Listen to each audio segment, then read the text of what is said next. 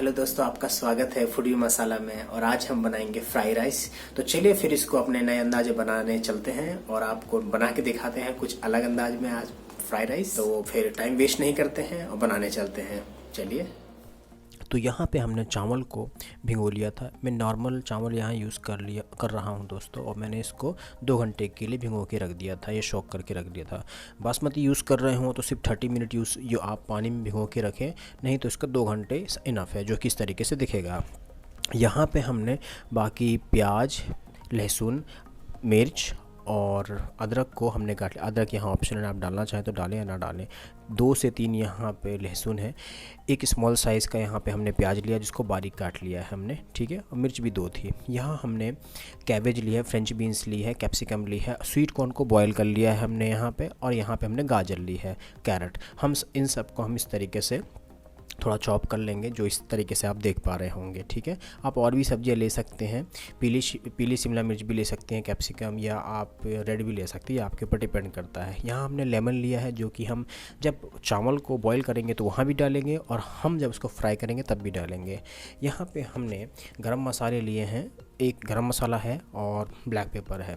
तो यहाँ पे हमने जीरा हमने लिया है 1/4 टीस्पून, या कोरिएंडर सीड भी हमने 1/4 के आसपास टीस्पून लिया है। आप कम ज़्यादा क्वांटिटी कर सकते हैं। ब्लैक पेपर यहाँ पे 1/3 TSP है, ठीक है।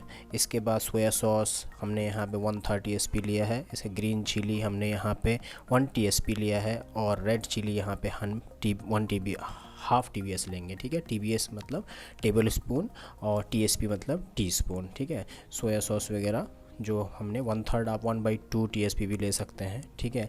यहाँ पे हमने जीरा 1/4 TSP लिया है, और कोरिएंडर सीड यहाँ पे 1/8 लिया है हमने, ठीक है।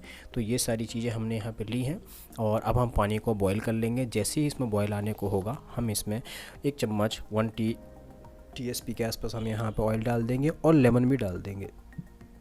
वहाँ मैंने धनिया पाउडर और लाल मिर्च पाउडर बताना भूल गया था, वहाँ पे 1/3 आप ले सकते हैं TSP, टीस्पून के आसपास। यहाँ पे आप देखिए चावल इस तरीके से हो जाएंगे बॉईल करने के बाद, और उसको हम बॉईल करने के बाद हम नींबू और नमक डालने के बाद बॉईल कर लेंगे, और उसको करीबन 20 मिनट बॉईल करेंगे, बाहर निकाल लेंगे, जो कि आप देख पा रहे होंगे। एक पैन में हम ऑयल डालेंगे और अच्छी तरह से इसको हम गरम होने देंगे। इसके बाद खड़े मसाले, जीरा और खड़ा धनिया जो हमने लिया था 1/8 या 1/4 हम लेंगे।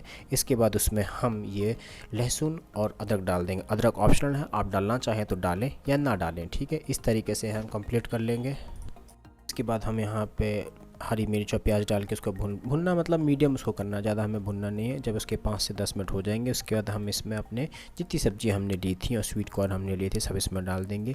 ये हमें यहाँ पे 10 मिनट हो चुके हैं, ध्यान रहे आपको। इनको अच्छी तरह से, इसको हाई फ्लेम, पहले लो फ्लेम थी जब तक सब्ज़ी हमने नहीं डाली थी, अब हमने हाई फ्लेम कर दी है, ठीक है। 5 मिनट उसको इस तरीके से भून लेंगे। भुनने के बाद हम सारे पिसे हुए मसाले इसमें डाल देंगे, जो कि आप देख पा रहे होंगे। नमक अपने स्वाद अनुसार आप डाल सकते हैं, ठीक है। अब हम इसमें चावल डाल देंगे। Red chilli sauce, soya sauce और ग्रीन चिली सॉस हम इसमें डाल देंगे, जो कि आप देख पा रहे होंगे। ध्यान रहे चावल के ऊपर डालें ताकि कलर उसमें सब्जियों पे ना जाए। वैसे तो जाएगा लेकिन कम जाएगा, ठीक है, जो इस तरीके से हो जाएगा। अब हम अच्छी तरह से, ध्यान रहे जो भी हम स्पैचुला यूज़ करेंगे उसको साइड से निकालना, नहीं तो इसमें आपके चावल टूट सकते हैं। जब 5 मिनट हो जाएंगे हमें और ऐसे करते करते, तो इसमें हम नींबू का रस डाल देंगे और नमक डालेंगे। लेमन आपके ऊपर है दोस्तों, आप डालना चाहें तो डालें या ना डालें, ठीक है। इस तरीके से हम इसे कंप्लीट कर लेंगे, और पैन को 2 बार कवर करेंगे, एक बार 1 मिनट और एक बार हम लास्ट में 1 मिनट, और पहले हम इसको 10 मिनट के लिए करेंगे। और थोड़ा सा पानी हम ऊपर से स्प्रिंग कर देंगे, वो स्टेप मैं दिखा नहीं पाया दोस्तों।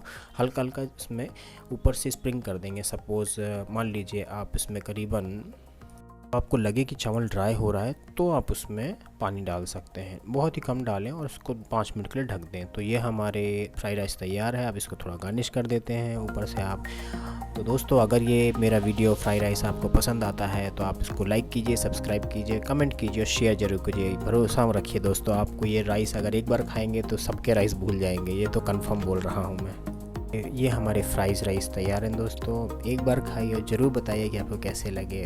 मेरे हिसाब से तो आपको शायद ही आप फिर दूसरा राइस बनाएं, लेकिन सबका ट्राई करते रहना चाहिए। तो थैंक यू दोस्तों मेरे इस वीडियो के लिए।